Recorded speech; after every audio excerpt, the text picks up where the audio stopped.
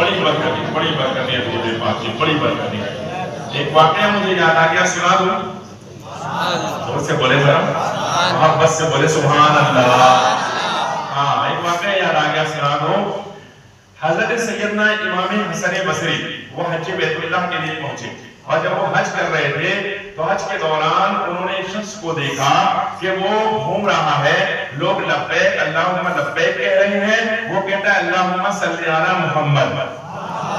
वो घूमता हुआ लोग देख रहे हैं, लोग दुआएं मांगते रब्बना आतिना फिद दुनिया हसना, वो कहता है अल्लाहुम्मा सल्ली अला मुहम्मद। उसने हर जगह जहां उन्होंने देखा हर जगह वो दुरूद पाक पढ़ रहा है, हर जगह दुरूद पाक पढ़ रहा है, हर जगह दुरूद पाक पढ़ रहा है। जब वो दुरूद पढ़ता रहा तो इमाम ने उसको रोका। इमाम हसन बसरी है कौन, पहले ये समझ लीजिए, कोई छोटा मोटा मुल्ला मौलवी नहीं है गली का, बल्कि इमाम हसन बसरी हजरत सैयदना मौला अली के खलीफा हैं।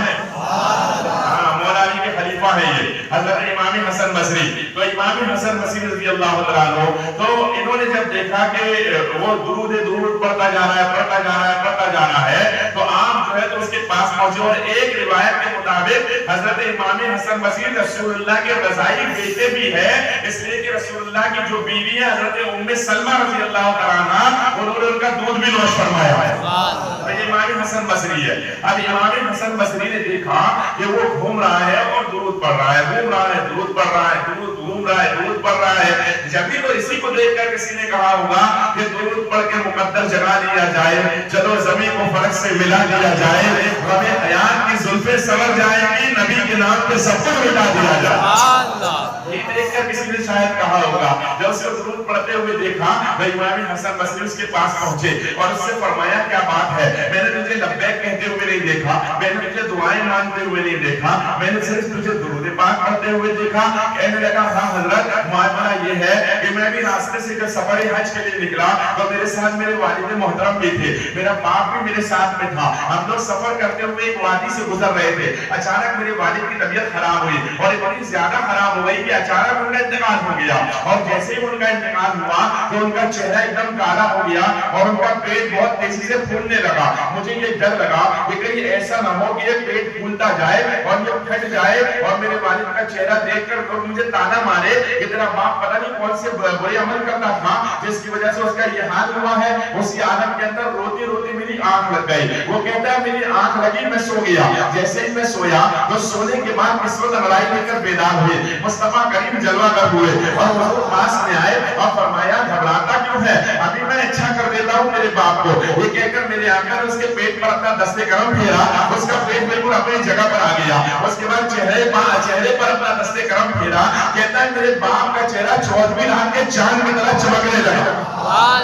14वीं रात के चांद की तरह मेरे बाप का चेहरा चमकने लगा। वो कहने लगा कि जब ऐसा मामला हुआ, जब मैंने ये देखा और चेहरा इस तरह चमकने लगा, तो वो कहता है मैं हैरान हुआ, मैंने रसूलुल्लाह की बारगाह में अर्ज़ किया या रसूल अल्लाह, मेरे बाप का ऐसा कौन सा अमल है जो आप उसकी इमदाद के लिए तशरीफ लेकर आए हैं। तो मेरे आका ने फरमाया तेरा बाप गुनहगार था, तेरा बाप खताकार था, तेरा बाप बहुत सारे गलत अमल करता था, लेकिन तेरे बाप को मुझसे बड़ी मोहब्बत थी। वो सुबह उठता तो दुरूद पढ़ता था, शाम होते होते दुरूद पढ़ता था, बगैर उठने के बाद बगैर दुरूद पढ़े कोई काम नहीं करता था और सोने से पहले दुरूद पढ़कर ही सोता था। सुभान अल्लाह।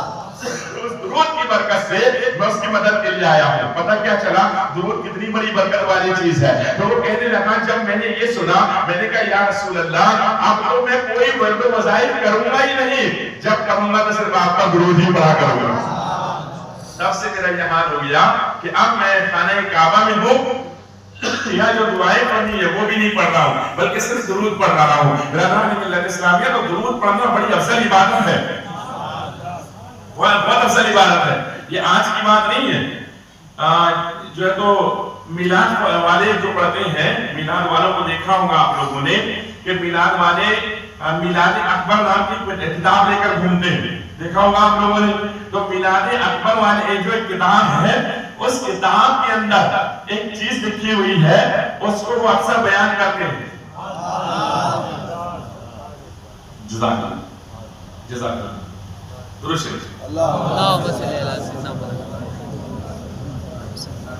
اس کو اکثر بیان کرتے اس میں کچھ شعر لکھے ہوئے ہیں، ہر درد کی دوا ہے صلی علی محمد، ہر درد کی دوا ہے صلی علی محمد، تعویذ ہر بلا ہے صلی علی محمد، ارے جو مرض لا دوا ہو اسے کھول کر پلا دو، جو مرض لا دوا ہو اسے کھول کر پلا دو، کیونکہ تعویذ ہر بلا ہے صلی علی محمد۔